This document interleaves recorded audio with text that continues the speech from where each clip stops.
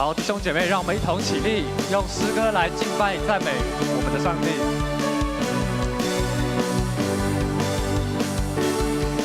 我要全心称颂，我要全心称颂我的主。你拯救我是我的完全，就唯有你能让我心歌唱。我要全心称颂我的主。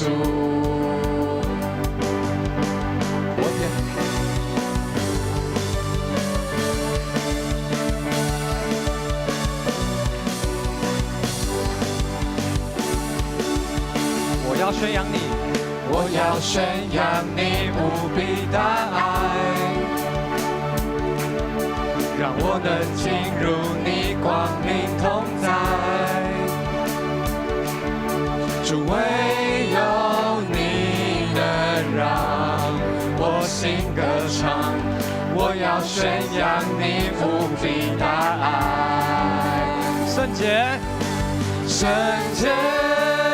归我主，我心高声唱，全能神爱子，我灵呼求你，尊贵神羔羊，一生敬拜你，我要全心称颂我的主。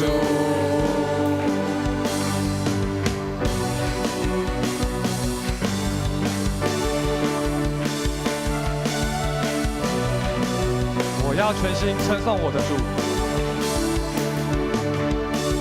我要全心称颂我的主，你拯救我是我的完全，主，唯有你能让我心歌唱。我要全心称颂我的主。圣洁归我主，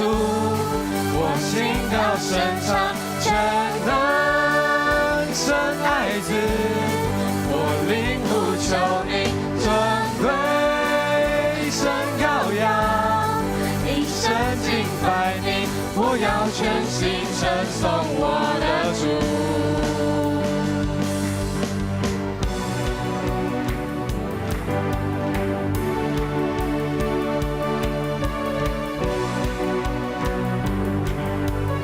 全地的救主，全地的救主，全地的救主，全地的救主耶稣，全地的救主，全地的救主，全地的救主耶稣。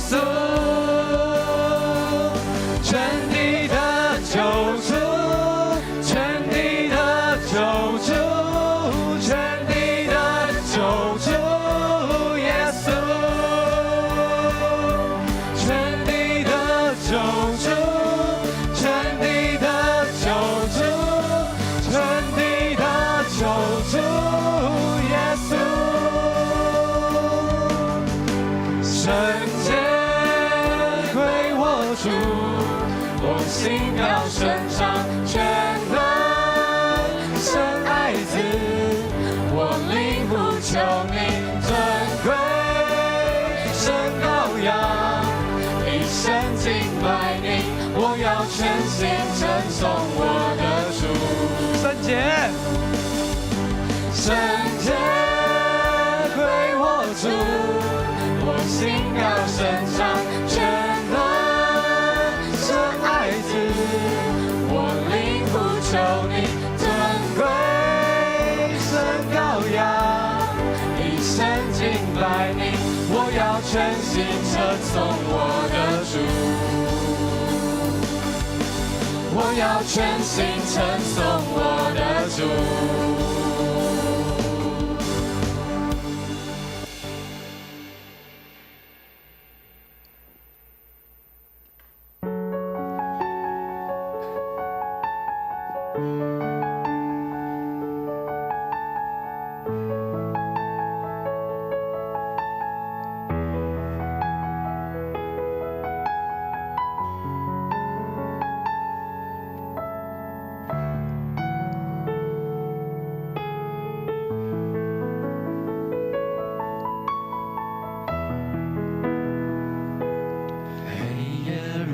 笼罩，似乎不见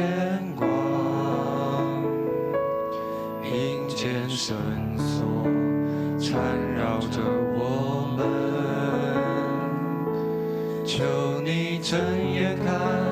侧耳听祷告。这百姓在这里祈求。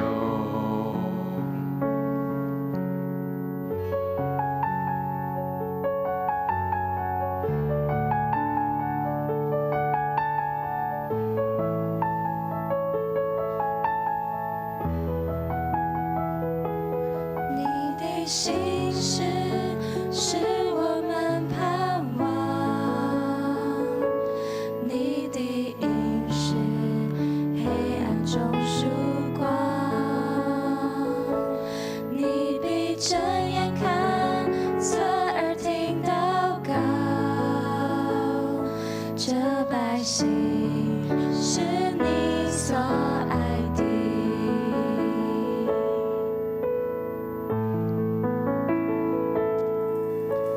急难之中，我们会转向你，你是主，承认你是主，求你转移，不发你的烈怒，你是主，你是救我们的主，求你医治。求你怜悯，求你兴起，仇敌就退去。我们呼求阿爸天父，你的救恩必降临这地。急难之中。急难之中，我们会转向你，你是主，承认你是主，求你转移，不发你的烈怒，你是主，你是救我们的主，求你医治。求你怜悯，求你兴起，仇敌就退去。我们呼求阿爸天父，你的救恩必降临这地。求你医治，求你医治。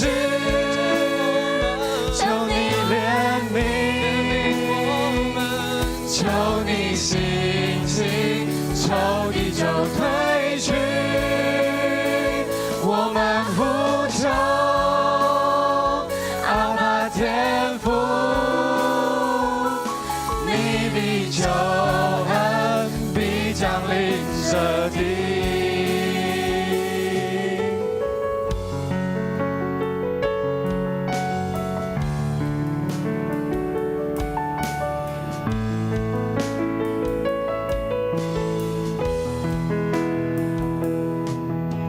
急难之中，我们会转向你，你是主，承认你是主，求你转移，不发你的烈怒，你是主，你是救我们的主，求你医治。求你怜悯，求你兴起，仇敌就退去。我们呼求阿爸天父，你的救恩必降临这地。求你医治，求你怜悯。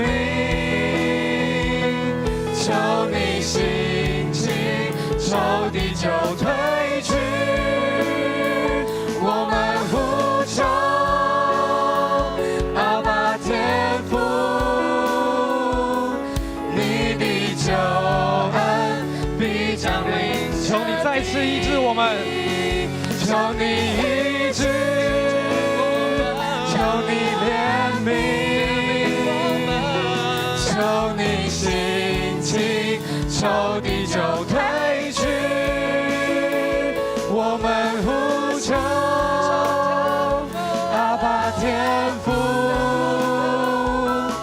你的救恩必降临这地，你的救恩必降临这地，你的救恩必降临这地。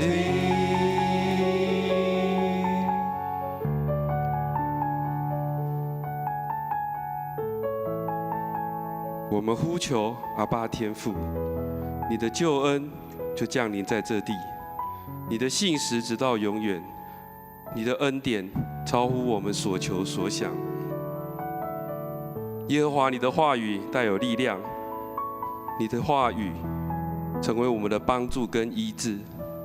耶和华，你是创造的主，你说立，天地就立；你说成了，这一切事情就成了。主啊，借着你的话语，我们得着力量、盼望。主啊，你的信实让我们知道你永远，你的应许永不改变。恩典的主，谢谢你，祝福我们今天晚上的培灵会的这个时刻，祝福这段时间，祝福我们在宗教纪念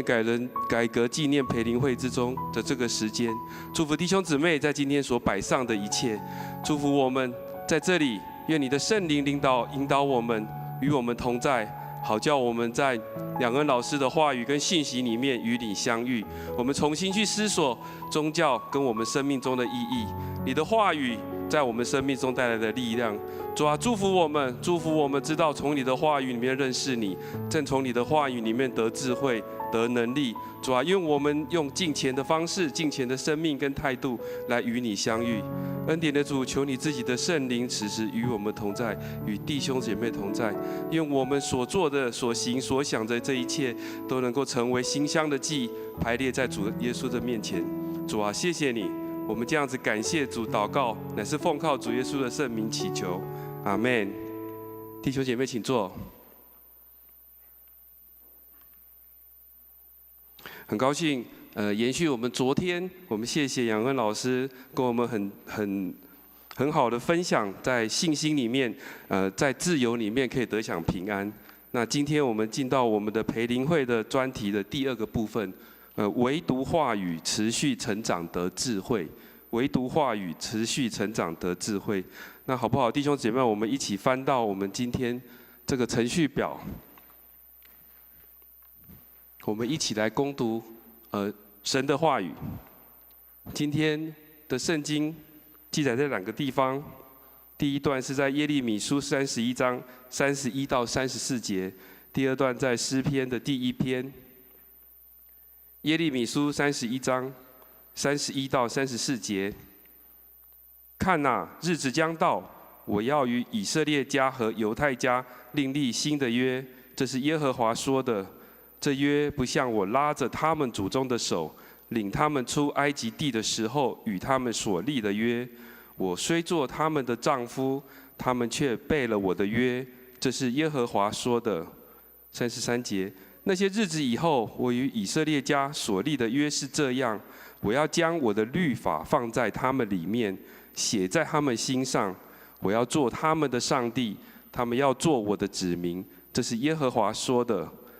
他们个人不再教导自己的邻舍和弟兄说：“你该认识耶和华，因为他们从最小的到最大的都必认识我。我要赦免他们的罪孽，不再记得他们的罪恶。”这是耶和华说的。第二段圣经诗篇第1篇：不从恶人的计谋，不占罪人的道路，不做傲慢人的座位，唯喜爱耶和华的律法。昼夜思想他的律法，这人便为有福。他要像一棵树栽在溪水旁，按时候结果子，叶子也不枯干，凡他所做的尽都顺利。恶人并不是这样，却像糠皮被风吹散。因此，当审判的时候，恶人必站立不住；罪人在义人的会中也是如此。第6节，因为耶和华知道义人的道路，恶人的道路却必灭亡。那我们一起来讯息分享，我们请到台湾神学院的郑养恩牧师，也是郑养恩老师来跟我们分享唯独话语持续成长的智慧。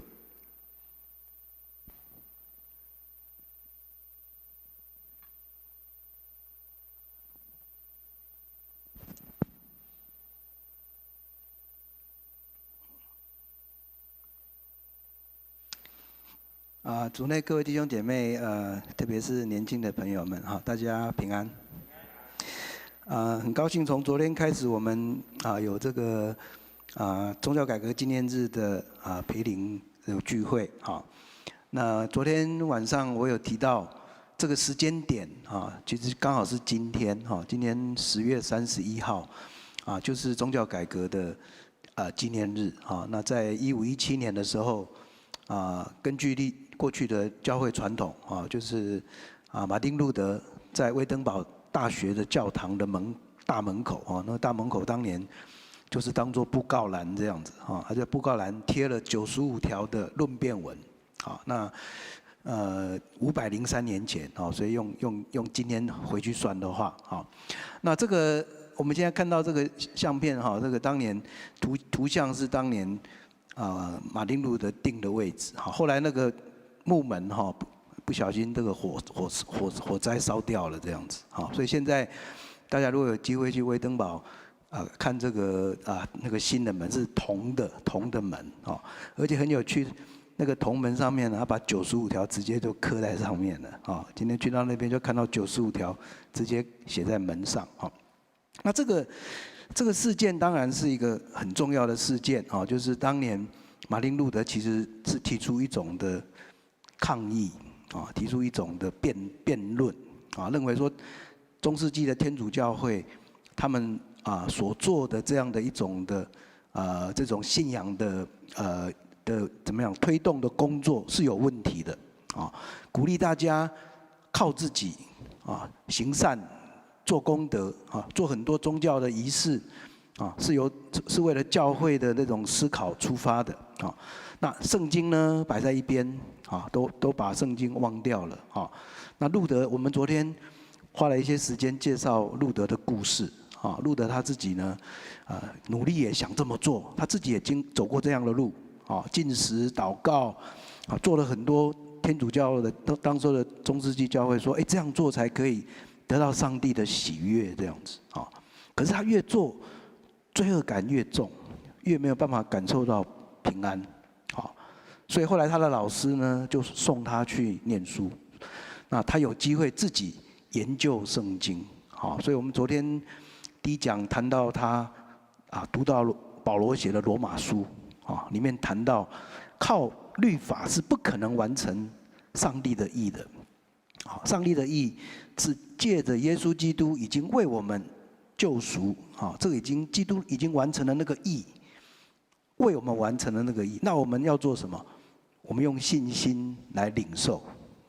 用信心来领受基督已经为我们完成的义这就是昨天我们特别谈到因信称义的道理。所以一般教会里面会用这个唯独信心来表达唯独信心不是靠律法，不是靠行为是借着信心领受。那所以昨天的副题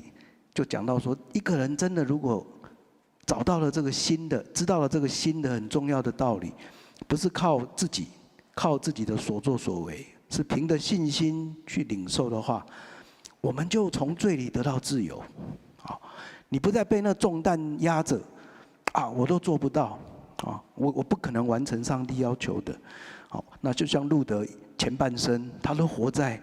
罪的这样的一种的重担底下。当他找到这个新的真理就是靠信心依赖上帝。路德一次又一次在最为难的时候，他最常讲的一句话就是：“上帝啊，我已经是属于你的人，啊，我已经是属于你的人。”啊，这就是信心，凭信心被上帝接纳的一个结果。上帝啊，我是属于你的人。啊，知道这一点，他就得到释放，得到自由。啊，那我们昨天有提到，没有自由，你没有办法真的享有平安。啊，因为还在罪的束缚当中。一旦有了自由，就可以有平安。不只是有平安而已，那个自由会变成一种新的动力，啊，让人自发的、心甘情愿的，啊，完全没有人强迫你的，你欢喜甘愿的来为上帝行大事，啊，你愿意将你一生就奉献委身给上帝，为人为上帝来服务。啊，那昨天我们特别用了我们台湾的非常重要的一位信仰前辈哈，谢伟牧师啊，也是谢伟医师啊，他只有55岁，活了55岁，啊，很不幸最后赶着要去医院照顾病人，开车太疲累，撞树死掉了啊。但他的一生就是自由人，啊，一生他年轻的时候呢，逃避上帝。啊，已经委身了，但他逃避上帝。没有想到几次的重要的这样的经验之后，他就也一样得到自由了。啊，他知道我不再害怕，我也不再逃避。啊，把我一生委身在上帝要我做的工作。我们看到他最忙的时候，一个人跑4个医院，在4个医院里面当医生。啊，在南投到埔里。也到那个二林医院，最后呢，还到台南的北门署北门宇为那些乌角病的病人服务哇，这样一生委身这就是一个信心让人得自由，却能够活出上帝的心意。这是昨天我们很重要的一个主题那这样的一个自由的人，并不是说我就什么都不要做，我就是只是上帝要我去哪里我就去哪里，我都不用装备我自己我不必让我自己变成一个不一样的人那所以今天我们谈到宗教改革的第2个口号这3个口号其实就是宗教改革后来延续到今天的3个口号唯独信心，唯独话语，唯独恩典这个在西方的教会。一般用那个拉丁文表现都用3个拉丁文 sola sola sola sola 就是唯独唯独唯独那其实这3个唯独的背后，也可以说就是唯独基督唯独基督。我们有了基督什么都可以都拥有了一切就拥有了那今天我们要来进入今天的主题唯独话语那唯独话语为什么会变成宗教改革的口号？就是发现。中世纪的时候的教会发生很多的问题，很多的偏差我昨天有问了这个问题这个宗教改革反映一个很重要的事实，就是说宗教会变质吗？宗教会扭曲吗？宗教会不会堕落？答案是当然会当然会。人嘛，只要是人。人宗教里面的主体是人那人呢，如果没有常常反省，用我们今天要讲的主题，没有回到上帝的话他靠自己的想法去发明很多做法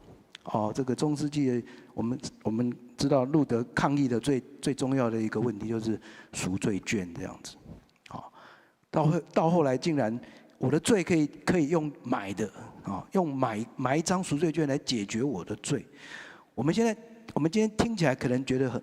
很荒谬，怎么会有这种事情？宗教变成贸易了，变成交易了我可以用钱去买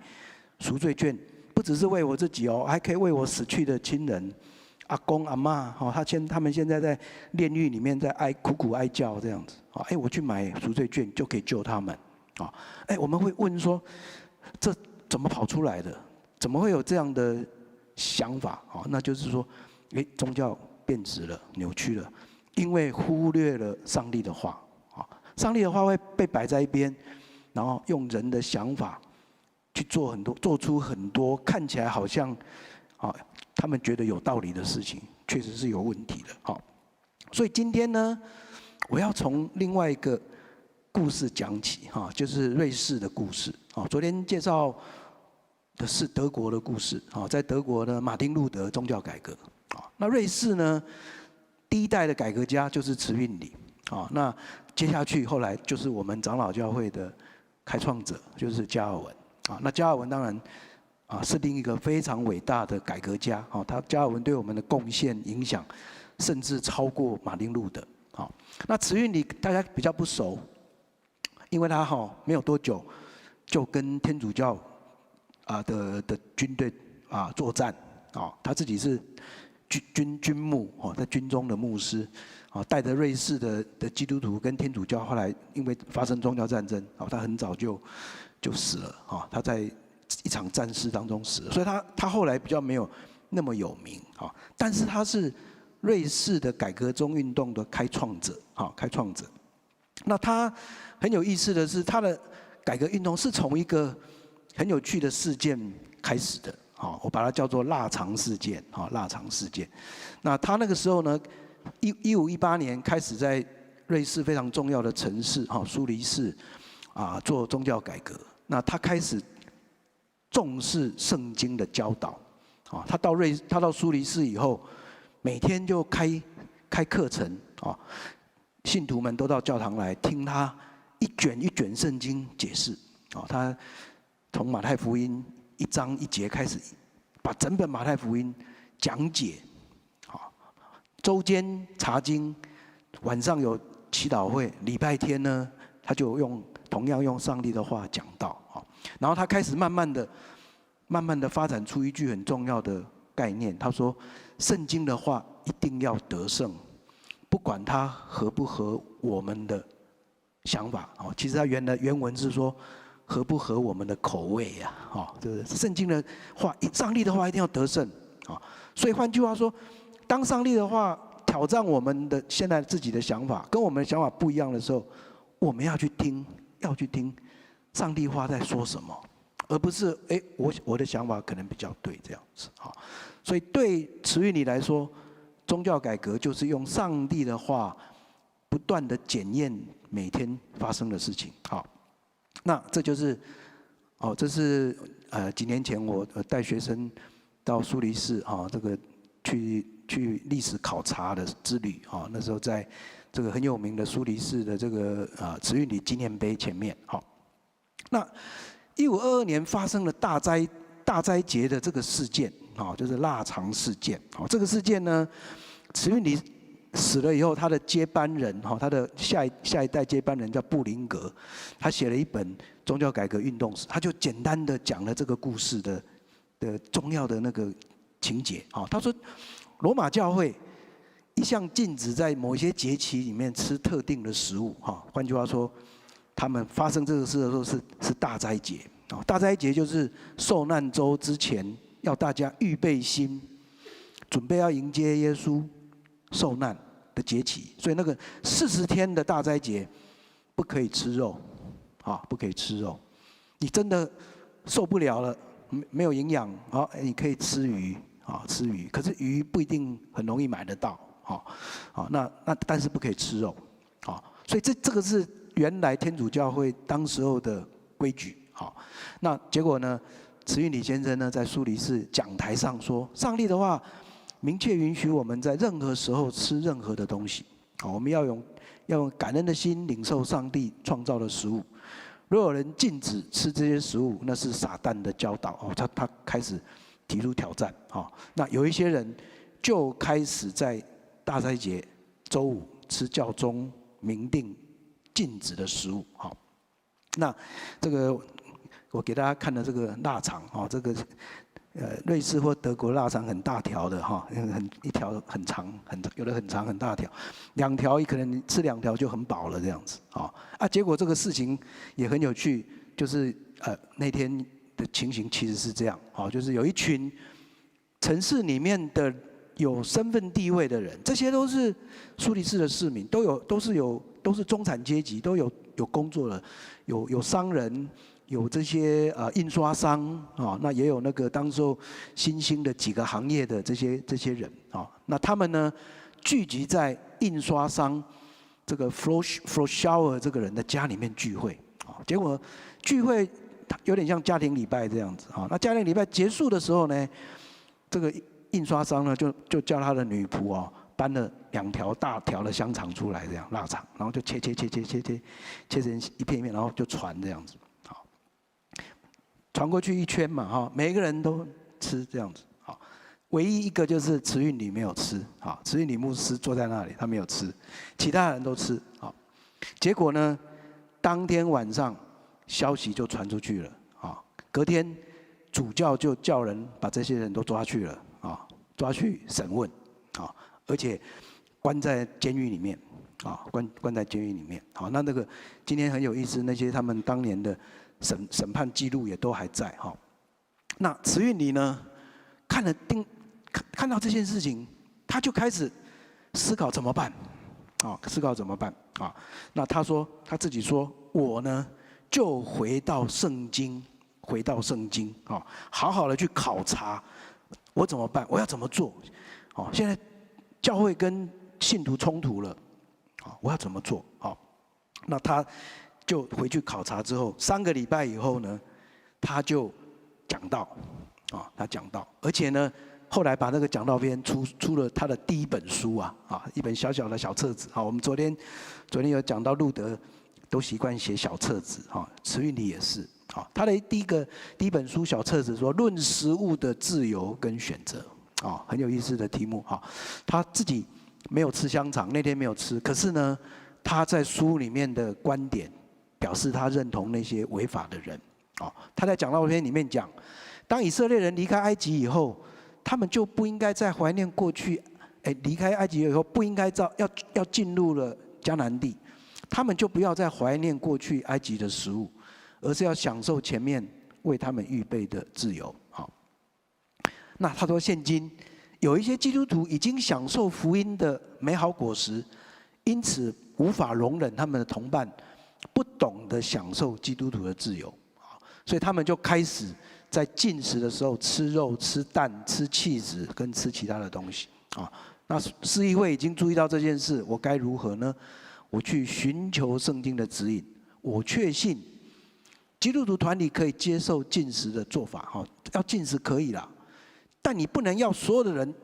都要禁食，而且定下那个规矩哦。他针对天主教会当时候的这种规定哦。那其实今天那个审判记录里面有好几个那个信徒自己的回应，就是说我实在是没有办法，我每天都要做劳力的工作，哦，我要早上就要起来啊，做很多劳力的工作。你叫我40天都不吃肉，我没有办法这样子。哦，这是很真实的生活实况啊！可是，在当时候，教会的规矩就是这样啊。那所以慈运里很有意思，他最后说：你可以做，你心甘情愿要禁食，当然好。好，其实后来加尔文也常常鼓励基督徒有时候要禁食啊，禁食是一种很好的信仰操练啊。但是你变成不变的法则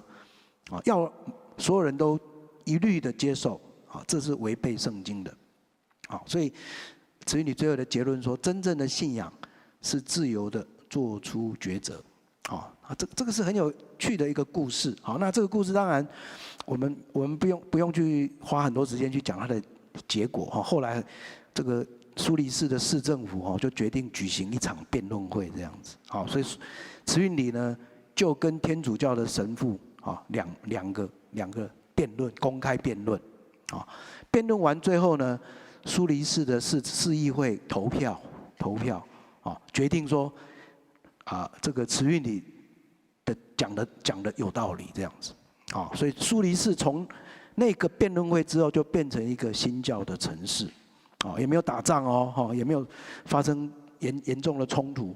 因为一场腊肠事件，再加上市议会的投票，这个苏黎世就开始进入一种新的宗教改革。好，这个故事我们听了可能会觉得好像离我们很远这样子啊。然后要不要禁食？可不可以吃肉？怎么变成是一个宗教改革冲突的事件？那但是最重要的是背后，慈律你在说的，当这件事情发生的时候，我们有没有回到圣经去好好检视？上帝的心意到底是什么？回到他的话，上帝的话，圣经的话一定要得胜不管它合不合乎我们的口味。那这个后来当然腊肠事件也引发后来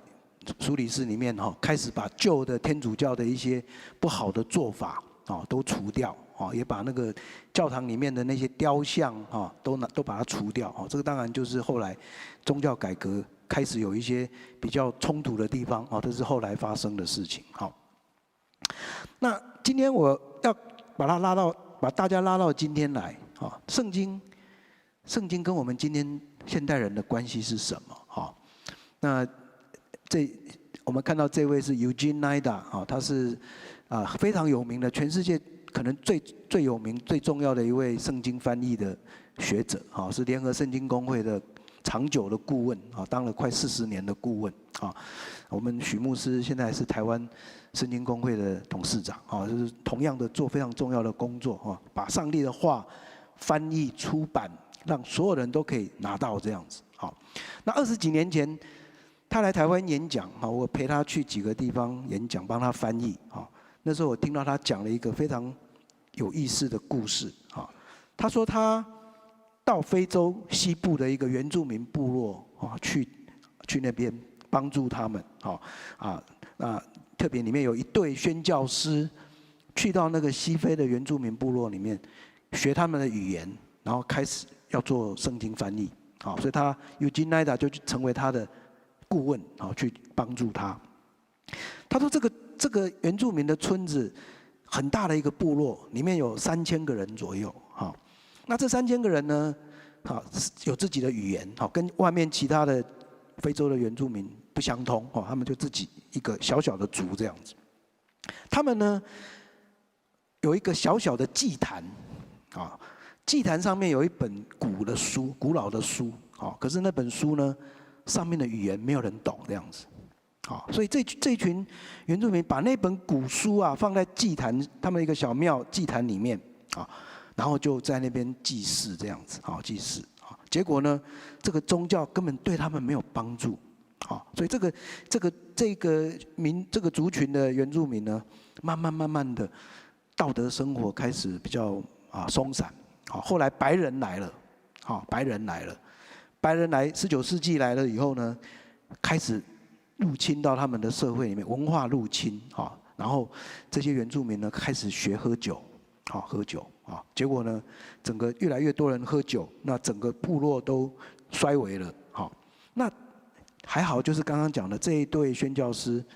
去到他们那边那在 Eugene Nida 博士的帮助下，在很快的在半年多就把新约圣经翻译出来，翻译成他们的语言，然后让他们每一个人都可以用自己的语言拼音的语言来读圣经结果呢这个部落慢慢就改变了慢慢的改变了，村民们就不再喝酒把酒戒掉，他们的那个文化生活、心灵的那种生活也慢慢的改变他后来呢盖了第一间教堂在那个部落里面盖了第一间教堂。教堂盖了以后，隔年这个奈达博士呢再一次去拜访他们在他去的时候刚好是受难节这样子那去到那边受难节的那个晚上有受难礼拜，他坐在底下听到台上的这个原住民的长老用母语读圣经哇，那听的那个村民呢听到读了耶稣受难的故事大家都心都很感动他也很感动上帝的话进入另一个族群的心灵里面没想到受难节是礼拜5，隔天他到另外一个部落去拜访，礼拜6晚上回到那个部落的时候，却发现哇，隔天要庆祝复活节了，教堂被人家放火烧掉了这样子那个屋顶是用很长的那种茅草做的屋顶整个被放火。那教堂本身是石头盖的整个石头都是黑麻麻的，火烧过的痕迹，屋顶没有了，屋顶没有了。所以复活节早上，这个奈达博士坐在礼拜堂上面，天空屋顶是空的，四周的墙壁是黑的，原来呢是卖酒的酒商很生气，这些宣教师来了以后，让他们没有生意，派人来，派同样是族人去聘了族人，偷偷放火烧了教堂。奈达博士坐在底下，他想说：完了，这些原住民会不会很失望？盖了第一间教堂，还没有过第一个复活节就被烧掉了结果他在很难过的时候，领会的长老在台上祷告他说：上帝啊，求你赦免那些放火的酒商，我们希望他们也能够悔改。上帝啊，我们虽然遭遇这样的苦难但求你坚定我们的信心我们已经是你的子民，请你继续带领我们，陪伴我们。哇，这个奈达博士坐在底下非常的感动这个上帝的话语真实的已经进入了这些原住民的心灵，集体心灵里面是不是只有那个长老这样子？整个教会的信徒并没有信心，因为这个事件就被打倒奈达这个故事，我听他讲非常深的感受那回过来想，我们现代人，有这样的经验吗？为什么这样心灵更新的运动发生在很远的非洲的原住民部落？可是我们今天生活在现代文明社会的人，好像却离上帝的话越来越远。我们常发现，那个物质生活越丰富的社会，好像越不容易会去被上帝的话所塑造。我们今天在讲台湾资本主义挂帅以后人人都想要站到别人的头上我们都追求物质化的生活有人说台湾社会很早就是一个饱食的社会吃饱饭，你每一个人嘴里咬一支牙签这样子这样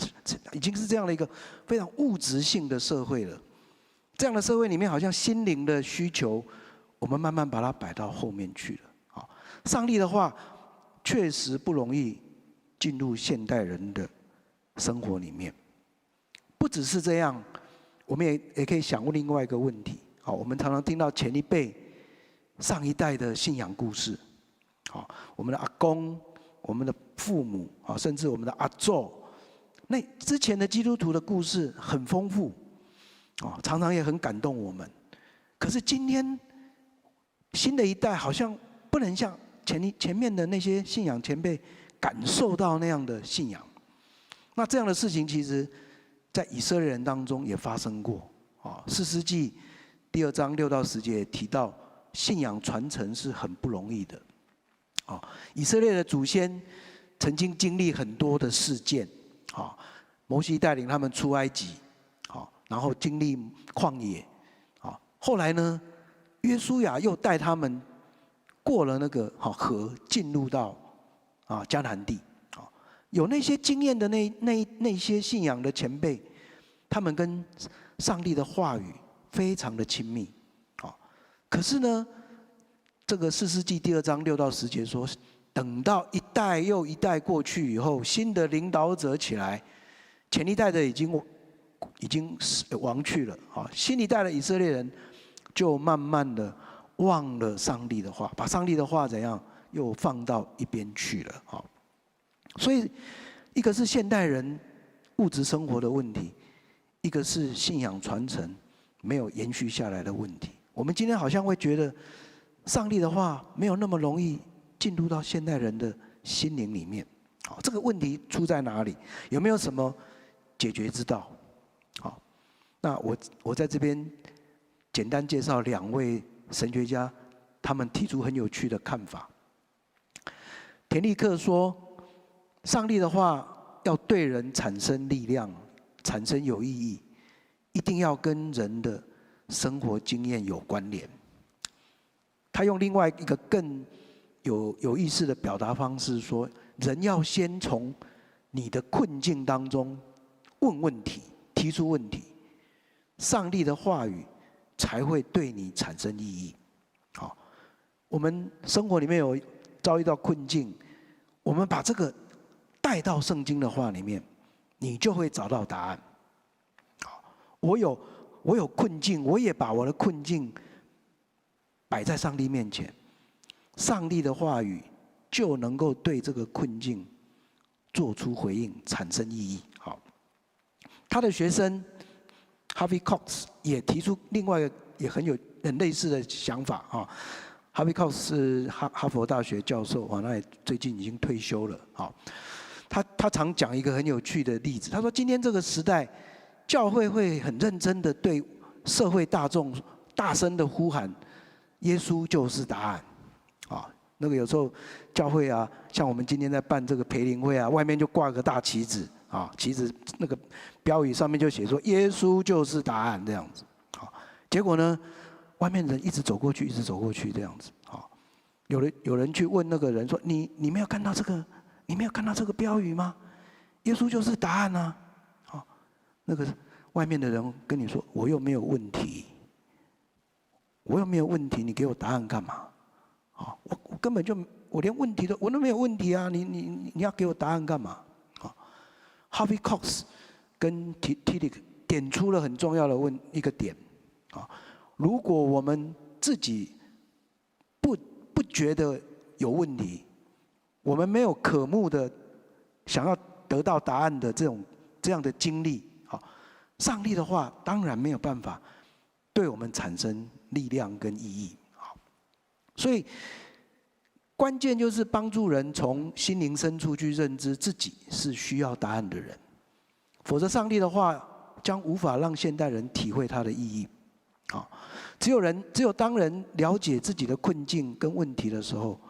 或是当人愿意把自己的问题带到上帝话语前面来谦卑学习的时候，上帝的话才会对我们产生意义。好，不然我们刚刚讲，在一个饱食的社会，我都吃得很饱了，可能太饱了啊，然后呢，一支牙签插着啊，我都不觉得我有什么问题。上帝的话好远呐，离我好远呐啊！可是当我不要说身体，我心灵有不满足，心灵有渴慕，心灵有疑问的时候，上帝的话会突然变成是有力量的话语。好，我们今天读的经文耶利米31章31到34节，是一段很有意思的经文。这个时候的以色列人是被掳巴比伦，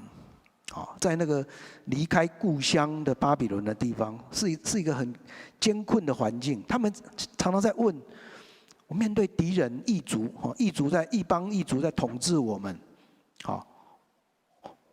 我们有可能回家吗？我们还可以返回故乡吗？我们是一个流亡的人，被掳的人。好，那我们上帝的话上帝过去跟我们立约，今天上帝是不是会再一次陪伴我们，带领我们？好，所以耶利米书其实从30章一直读到33章，有人说这4章是一本希望的小书。好，这本书就是耶利米在那个时候对被掳在巴比伦的以色列人，在困境当中的以色列人提出了一个重要的信息。好，那在这个我们今天读的31节之前呢，他其实还讲了一个很重要的概念，就是新的时代，你不能再依赖说啊，我是以色列人，上帝就一定会救我。好，每一个人要自己跟上帝立约。好，在那之前，耶利米用了一个很有趣的比喻。好，每一个人自己吃葡萄怎样？葡萄吃了自己的牙齿会酸，会崩坏。好，以前的人的说法，爸爸吃葡萄，儿子牙齿坏。好，就好像以色列人是血统的，是集体的，每一个人都属于团体。上帝会救以色列人，以色列人就你当以色列人，你就是上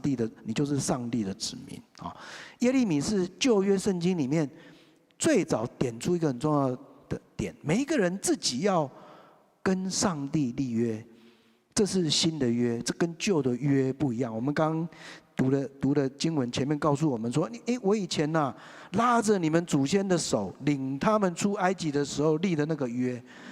那个约是集体的约，哦，不是个人的约。那个约呢是刻在石板上面的。哦，我们记得摩西把那个十诫写在那个2块石板上面，哦，是写在石板上面的。但在这里，耶利米提出了新的概念，啊，上帝要跟每一个人自己立约，每一个人自己要为自己负责任，好，然后呢，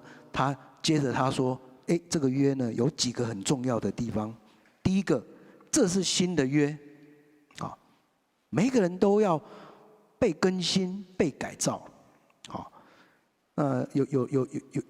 有很多学者在这一点特别提醒我们，基督徒呢对这一点特别要小心警醒。好，我们说会说啊，犹太人是旧约的选民，啊，我们呢已经是新约的选民了，所以我们就理所当然，我们就是上帝的子民，我们是新约的子民啊。旧约学者这个 Brueggemann， 好，这是当代最重要的旧约学者啊，当代最重要的旧约学者，他在他的这个旧约神学跟旧约导论里面论到这段话的时候，他说，就算我们是新约的子民，基督徒是新约的子民，我们还是会落入旧约的心态里面，忘了要跟上帝更新那个信仰的关系。我们会觉得，我的阿公，我是第4代基督徒，我的阿祖、我的阿公、我的爸爸妈妈都是基督徒，我当然也是基督徒，这就是旧约的心态，我不需要我自己跟上帝立约更新，好，所以耶利米说这是新的约，不管你是什么人，都是新的约，好，这是 Brueggemann 哈，我20年前去拜访过他啊，是非常好的一个学者，好，那第二个，耶利米接着说，要进入这个新的约，跟过去你们的祖先不一样，这次这个约呢，要成为内化到你们里面，啊，它必须是一个深化、内化、再造的过程。在这里，耶利米用了一个比喻，说之前的约是写在石板上的，这个约呢，我要把律法放在你们里面，好，我要把律法放在你们里面，写在你们的心上，啊，写在你们的心上。所以，他借用这样的一个意象来说，上帝的话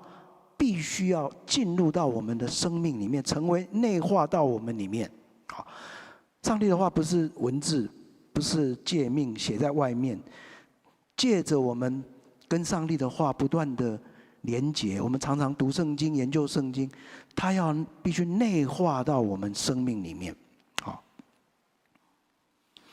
心这个字在希伯来是单数，指的是一个人格，啊，就是每一个人做决定的位置，啊，所以当律法成为写在我们的心上面的时候，就是一个内化的过程。上帝的话不必我再去翻阅，我不必今天发生什么事，我去找圣经来看，找圣经看有没有答案。啊，你借着上帝的话内化的过程，它已经成为你生命智慧的一部分。啊，所以呢，当我们要做什么事情的时候呢，不再是一个被迫、被勉强的，因为它已经在我们生命里面了。啊，就像昨天在演讲的那个自由，啊，那个自由同样的概念，啊，我们呢已经心甘情愿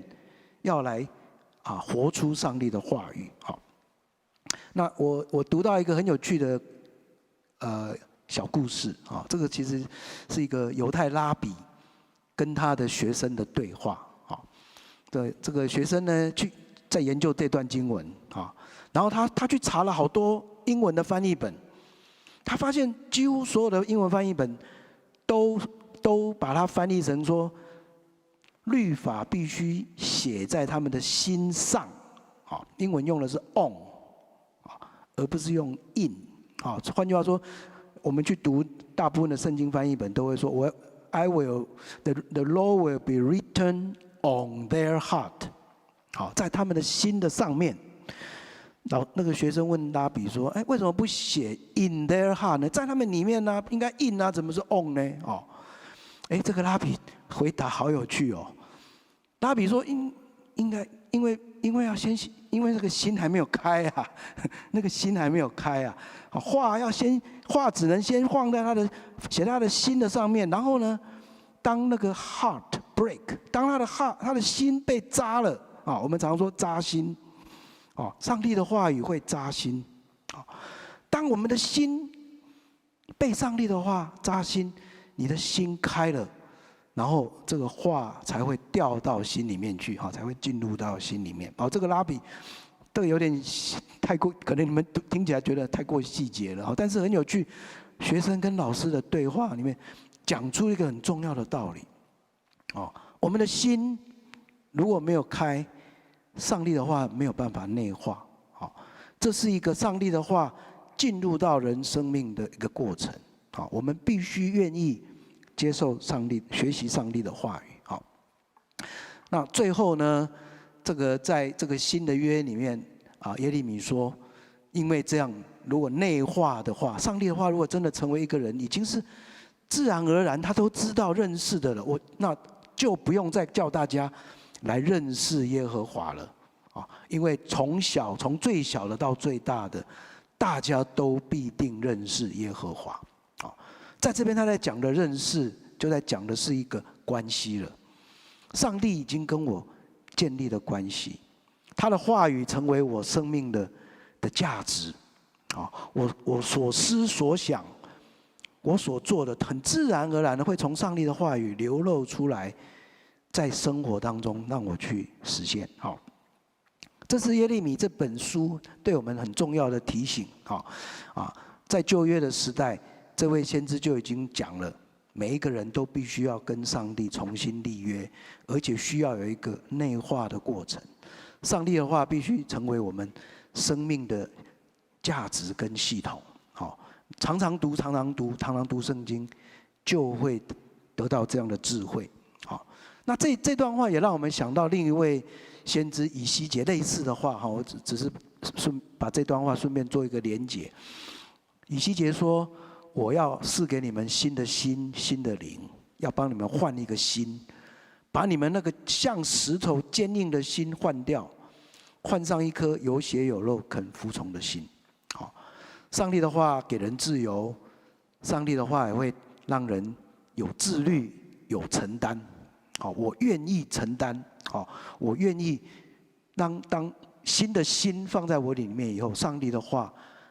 带给我一个委身跟承担。好，这是先知以西结很类似的表达方式。好，那我昨天也借用奥古斯丁跟路德讲了跟这个很相似的概念。好，我们今天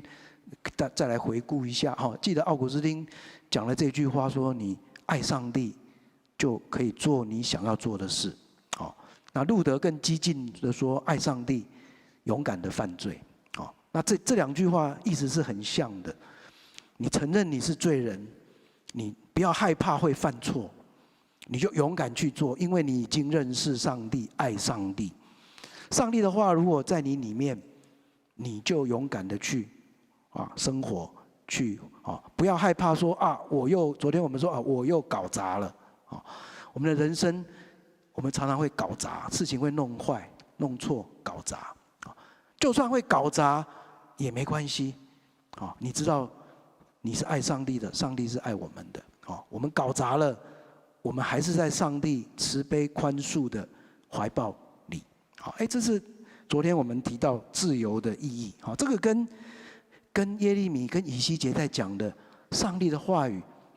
写在我们心版里面，意思是一样的，一样的。所以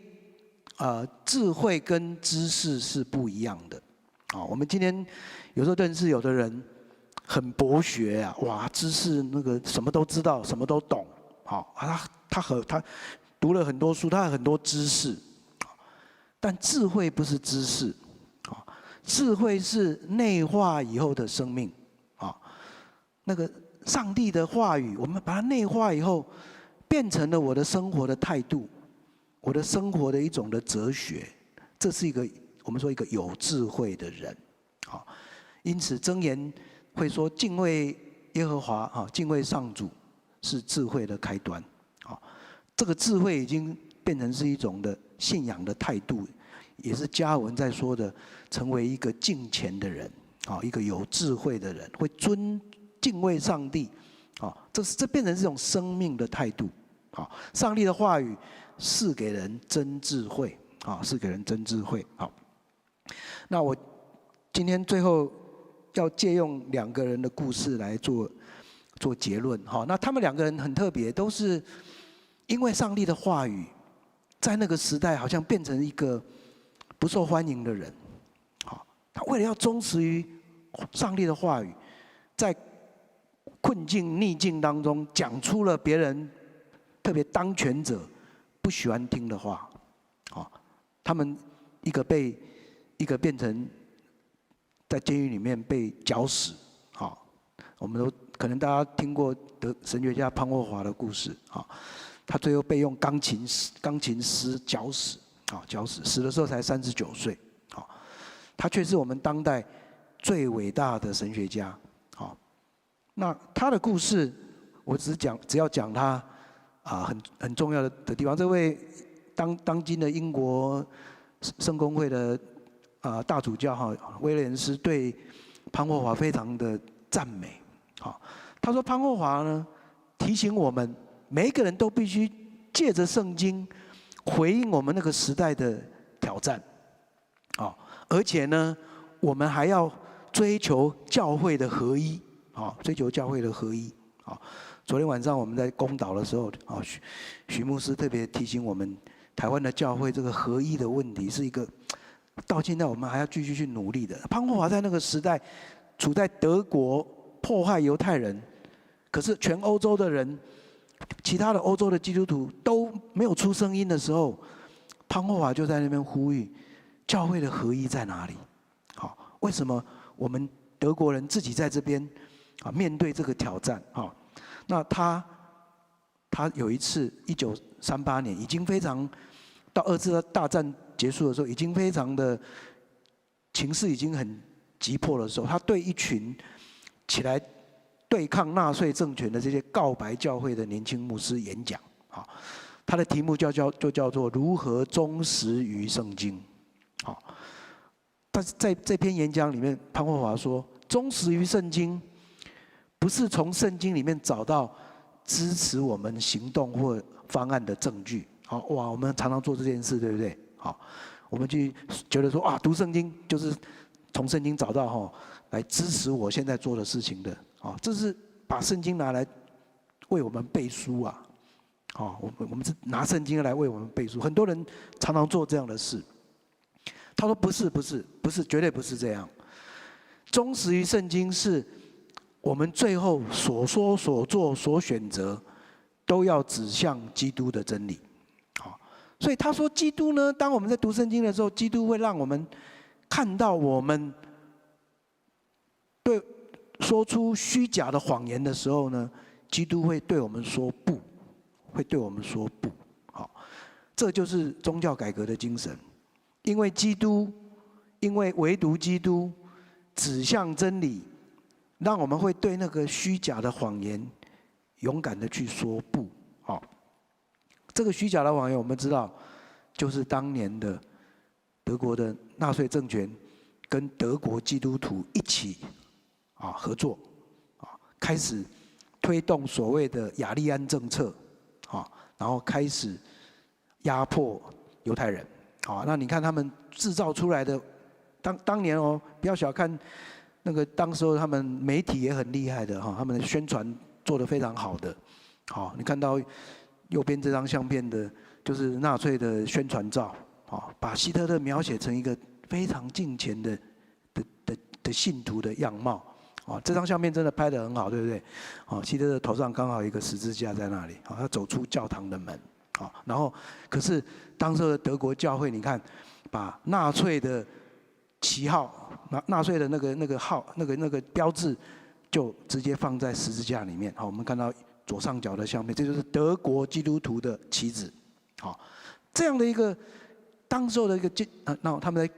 右边这张是他们在纪念马丁路德宗教改革400周年呢，跟我们今天的活动一样。哦，你看到贴出来的是十字架，还有纳粹的旗帜。好，这是一个。那教堂里面你看到啊，上面是十字架，纳粹的旗帜就在下面，圣餐桌的下面。这样的一个德国基督徒开始推动啊，他们跟纳粹帝国合作啊，开始推动雅利安条款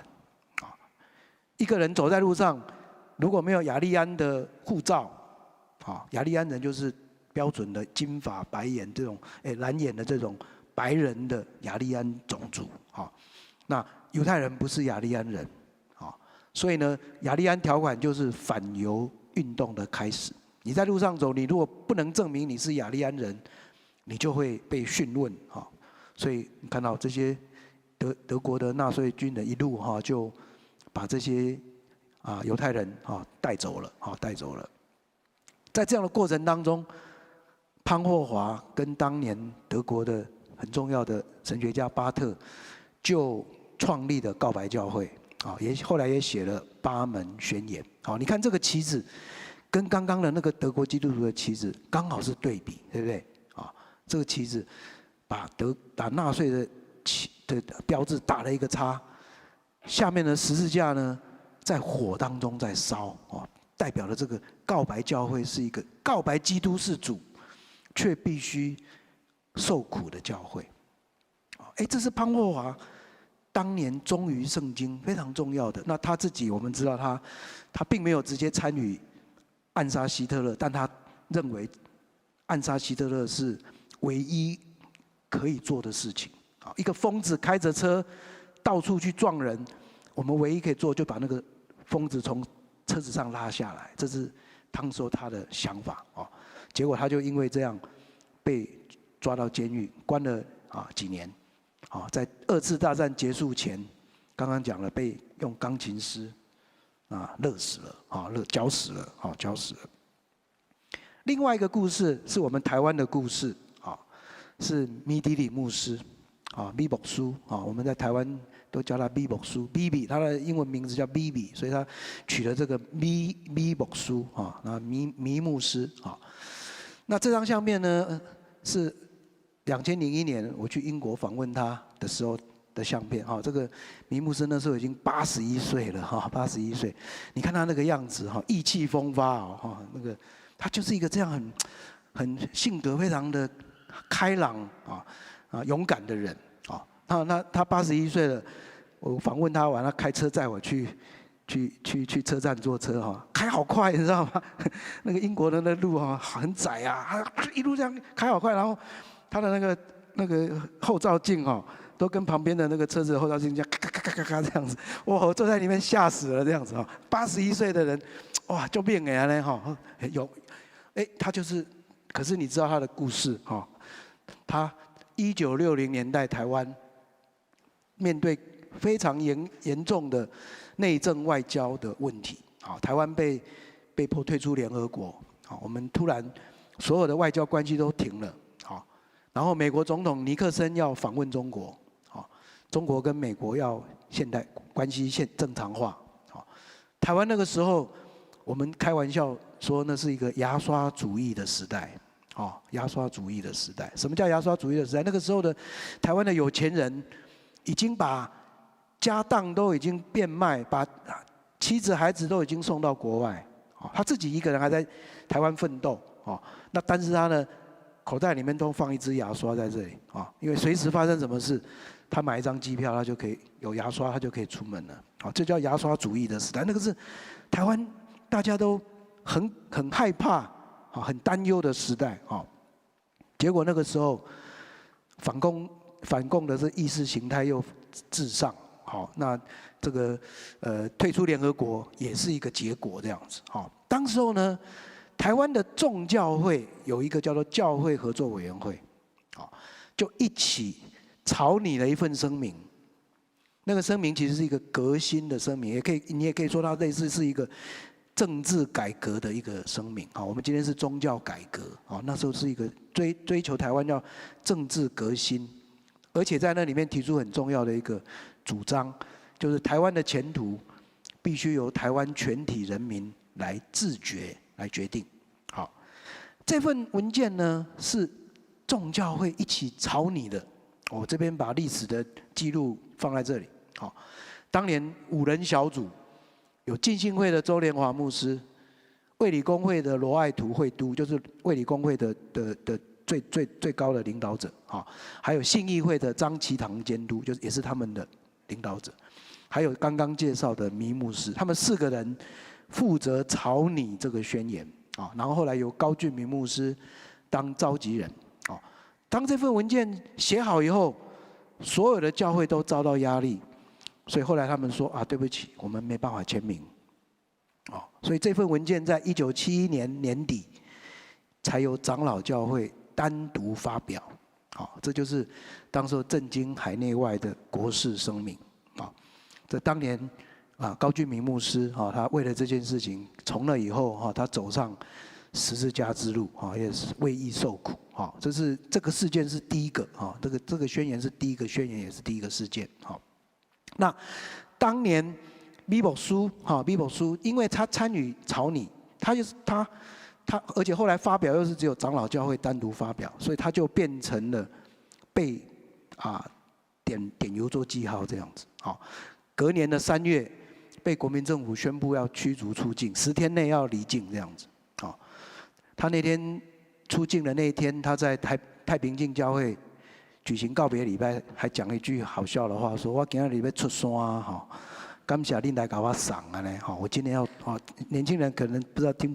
懂不懂什么叫出山哈，就我要告别礼拜了这样子，出山就是要送到山上去埋葬了这样子哈，感谢你们来送我哈，他呢从台南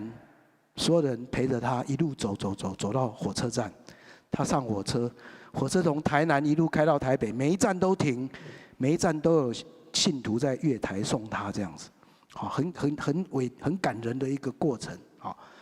那他就这样子被送离开台湾，好，那一直到30年后，他才第一次又，台湾已经解严以后，他才第一次又回来，好，如果没有这些，刚说这些人，台湾今天没有民主化哦，大家记得这件事情，台湾的民主化是因为。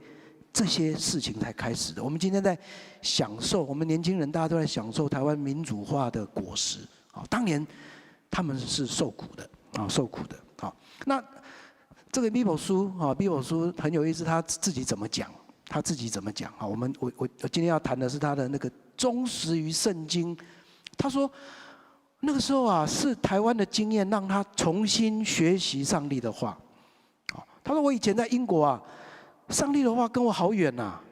我是过了那种非常安逸的生活，非常现代的生活，上帝的话离我好远呐。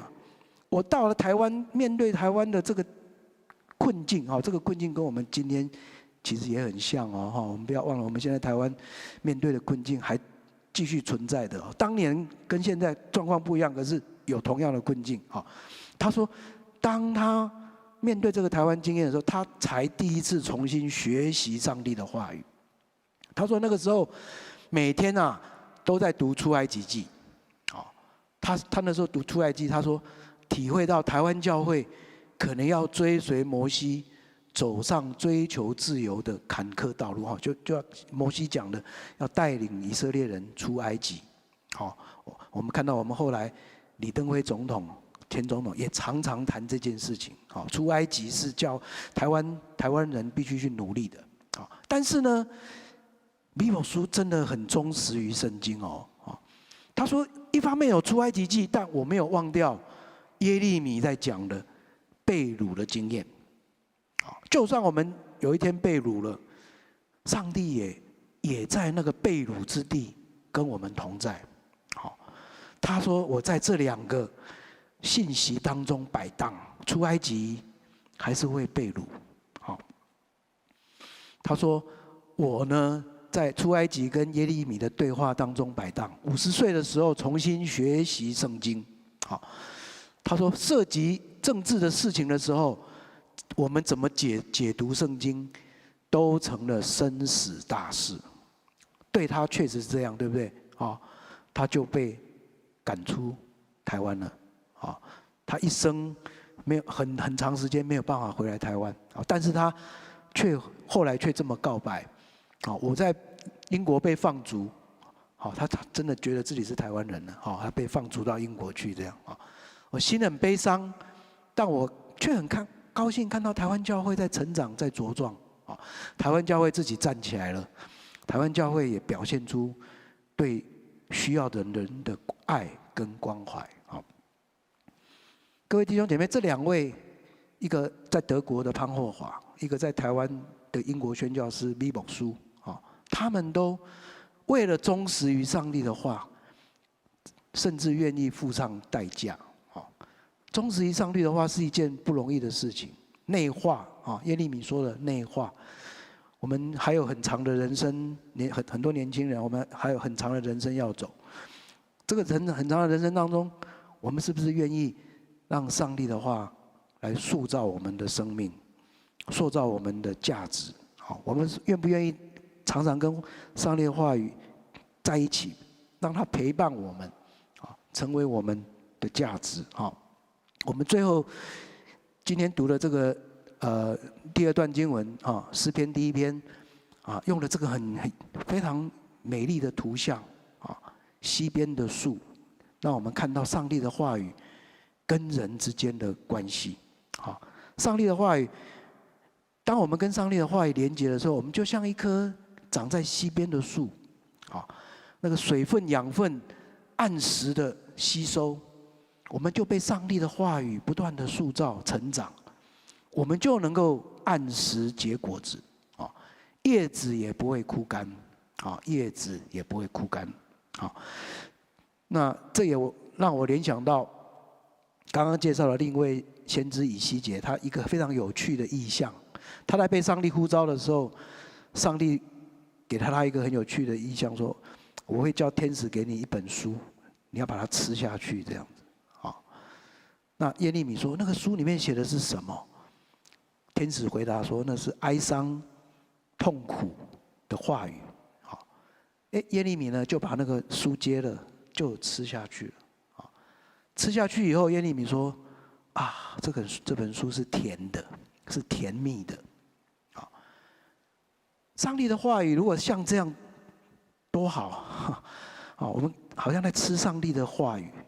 它让我们痛苦的经验变成是甜蜜的。所以在这诗篇第1篇里面，就这2句重要的关键的字，就是喜爱上帝的律法，昼夜默想。喜爱跟默想。喜爱这个字是成为西方文学常用的语言。Heart's delight， 我心所喜悦。可是你今天如果上网查这个 Heart's delight 这个字，你会看到出来是什么？可能是冰淇淋的广告，或者巧克力的广告。就是大家的心的所爱，今天可能是巧克力，可能是香草冰淇淋，可能是生命当中非常可是在这里，诗篇的作者说，你如果像一棵西边的树的话，你的心会喜爱上帝的话语。我们要怎么样才会喜爱上帝的话呢？默想，昼夜默想。默想这个字就是一直发生、一直发生的意思，就是你想到就念出来，想到就念出来。默念。好像说一个人呢，浸透在上帝话语里面，真的就很像我们说的这个西边的树的这个概念。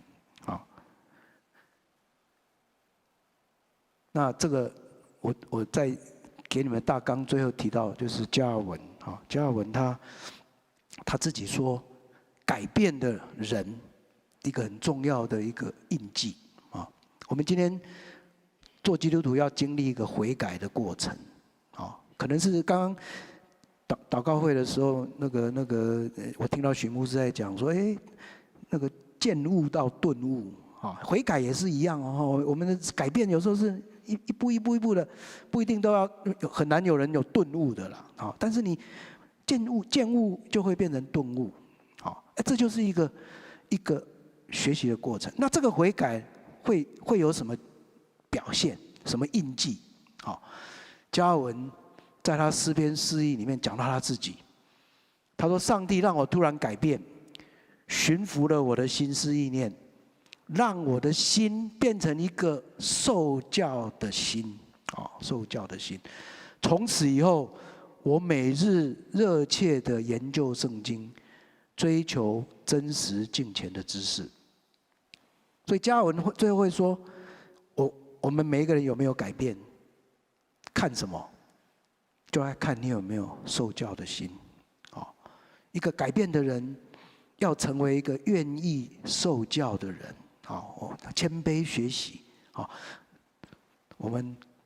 喜爱上帝的话语，喜爱上帝的话语，昼夜思想的人，那但愿今天我们借着这些信仰前辈分享给我们的，我们也开始来思考，我们跟上帝的话语的关系，但愿上帝的话语赐给我们真智慧，也让我们愿意不断的。每日成长，被他的话语所塑造我们一起祷告。我们上帝，我们感谢你，借着耶利米的话，让我们思考你的话语跟我们的心灵的关系。有时候我们觉得我们的生活跟你的话语离得很远，我们生活周遭的一切，好像把我们带离你的话语。恳求你再一次赐给我们。受教的心，也愿意被你的话语所塑造，像溪边的树一样，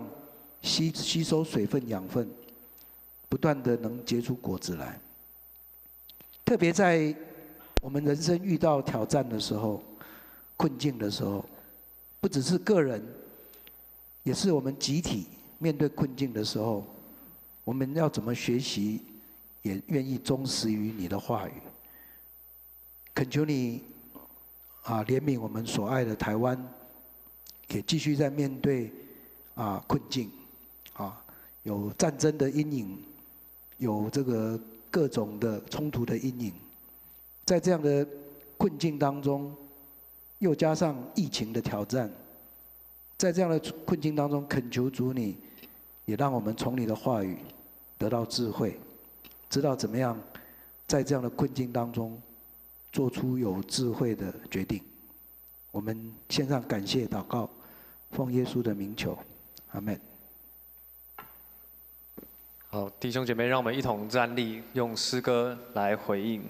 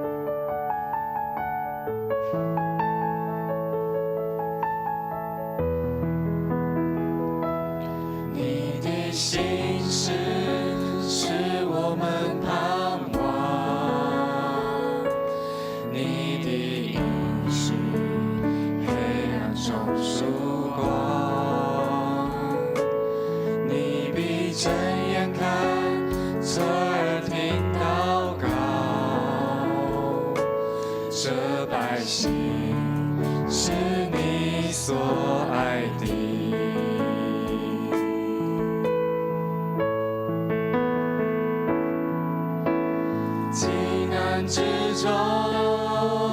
我们会转向你，你是主，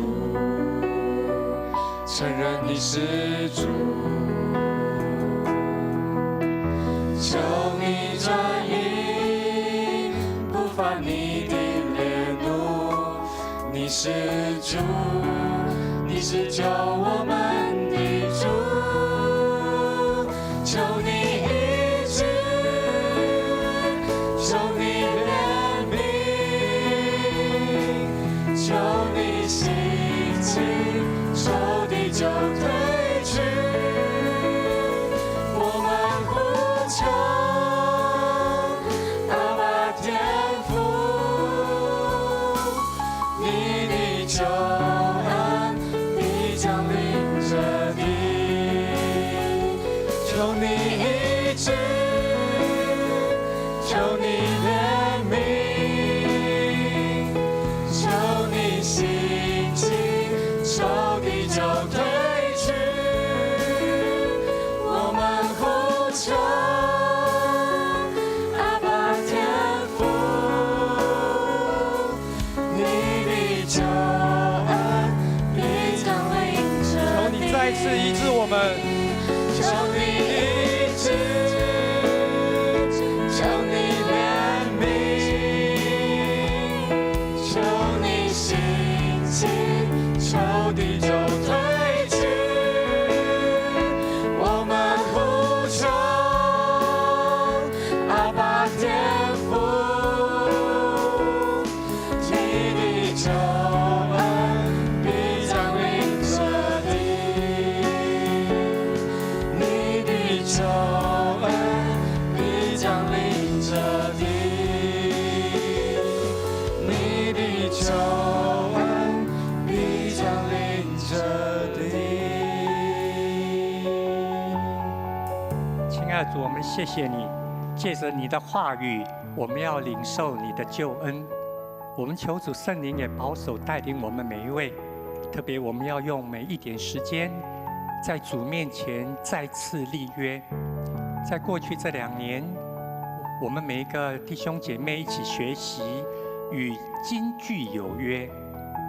跟着教会的进度，我们每一天看1章的经文，我们会自己抄写1句的金句。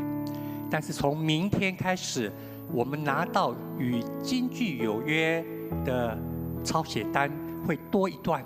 就是我们的与上帝相遇 QT 的时间，用上帝的话语，在自己的祷告中间，求主亲自向我们说话。如果你愿意，你明天拿到的与金句有约的单子会有所不同。你不只是每一天看1章经文，然后抄1句的金句，我们更求主帮助我们，每一个礼拜你至少用1次的机会，在那个礼拜中间看到1段话，上帝跟你说话，让那段话在你的生活，在你的职场，在你的家庭，在你的决定，在你的前途上面都有影响，让你真正的听到上帝的话语，让你得着医治，得着复兴，得着力量。我们用一点时间，开我们的心，开我们的口，为自己祷告。亲爱的主，我们谢谢你，让我们能够在今天再次经历你的话语如何带领百姓出埃及，你的话语如何让我们在被掳之地再次看到主。求主你怜悯引导我们，你的救恩真的带领我们。求主带领我们，真的是能够再次经历你。在危急难中间，我们回转，你是主，承认你是主。求你转意，不发孽怒。求你医治，求你医治。求你医治，求你怜悯，求你兴起，仇敌就退去。我们呼求阿爸天父，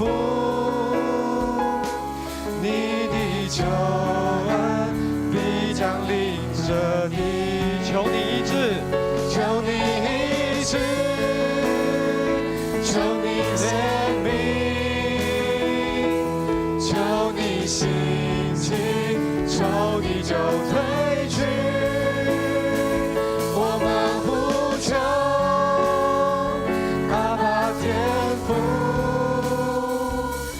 你的救恩必降临这地。求主医治，求你医治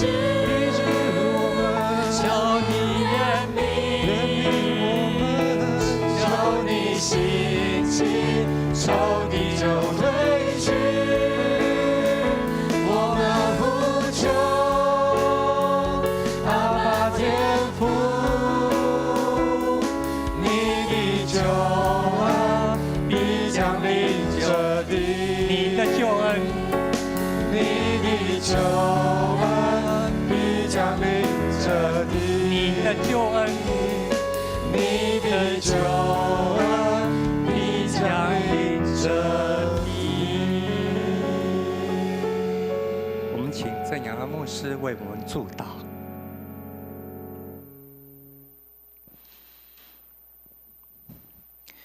愿主耶稣基督的恩典、上帝的慈爱、圣灵的同在与力量与你们同在，从今直到永远。阿门。请坐。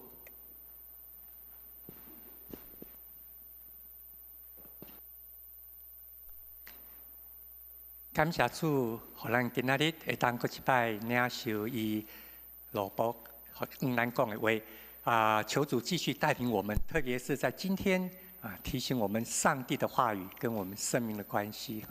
反头来讲，用诗篇第一篇题目书提醒咱我们这几个礼拜刚好也是在与金句有约，诗篇已经进入了已经好几个礼拜了，已经到100几篇呀，所以让我们也能够在今天再次得着意志力咱会当继续踮伫金句顶头，甲主三拄。明仔早起，今仔礼拜六，咱较早转去好好休困明仔载主日礼拜有2场咱会当过一摆，踮个礼拜中甲主三拄，嘛会当过一摆领受主互咱活命信息。大家平安，咱也互相请安平安。